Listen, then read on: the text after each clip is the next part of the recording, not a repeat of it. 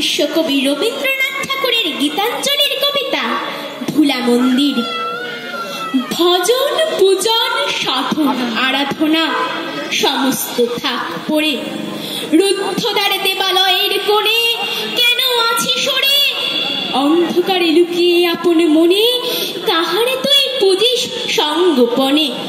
নয়ন মেলে দেখ দেখি তুই যে দেবতা নাই ঘরে।